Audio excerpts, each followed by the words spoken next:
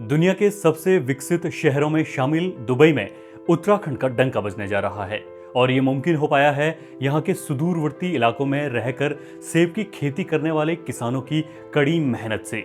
जी हाँ, इन किसानों की मेहनत से उगने वाला किंग रोड प्रजाति का गढ़वाली सेब अब दुबई पहुंच गया है। इस गढ़वाली सेब की 1.2 मीट्रिक टन की पहली खेप दुबई के लिए रवाना कर दी गई है। भारत सरकार के वाणिज्य सचिव सुनील बर्तवाल ने 21 अगस्त को इस खेप को हरी झंडी दिखाकर दुबई के लिए रवाना किया। इसके साथ ही गढ़वाल के इस सेब का अंतर्राष्ट्रीय बाजार में पदार्पण हो गया है। उम्मीद यही है कि गढ़वाली सेब की यह मिठास दुबई के साथ जल्द ही दुनिया के अन्य देशों में भी पहुंच जाएगी।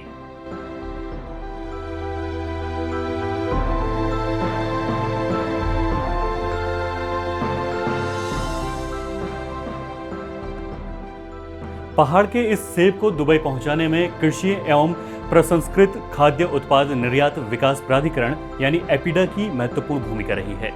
निर्यात विकास प्राधिकरण की पहल से ही उत्तराखंड के किसानों को अब अंतर्राष्ट्रीय बाजार मिलना संभव हो पाया है।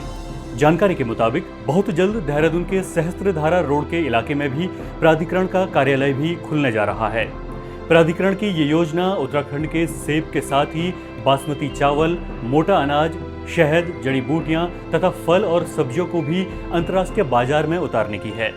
उत्तराखंड में कई ऐसे स्थानीय उत्पाद हैं जो अपनी विशिष्ट औषधीय गुणवत्ता के चलते दुनिया भर में भारी डिमांड में हैं। ऐसे में इन उत्पादों को यदि ठोस अंतर्राष्ट्रीय व्यापारिक मंच मिलता है तो इससे राज्य की आर्थिकी को पंख लगने तय हैं। किंग रोड किस्म के सेब का उत्पादन खासतौर पर पौड़ी गढ़वाल के ऊंचाई वाले इलाकों में होता है। बेहतरीन स्वाद और मिठास के लिए प्रसिद्ध इस सेब की दुनिया भर में भारी मांग है। किंग रोड के अलावा उत्तराखंड में अन्य प्रजाति के सेबों का भी उत्पादन होता है, जिनमें उत्तरकाशी की हर्षिल घाटी का प्रसिद्ध सेब भी शामिल है। इसके अलावा कई अन्य इलाकों में भी सेब की अच्छी पैदावार होती है। निर्यात विकास प्राधिकरण द्वारा निर्धारित उत्पादों के निर्यात में पिछले वर्ष उत्तराखंड का योगदान करीब 201 करोड़ रुपए रहा था। उम्मीद जताई जा रही है कि इस वर्ष यह आंकड़े में उत्साहजनक वृद्धि होगी। दुबई भेजी गई किंग रोड की प्रजाति के सेब की यह पहली खेप यहाँ के किसानों के लिए उम्मीद की किरण बनकर आई है। किसानों को उम्मीद है कि अंतर्राष्ट्रीय मंच मिलने से उन्हें अपनी मेहनत का अच्छा फल मिलेगा।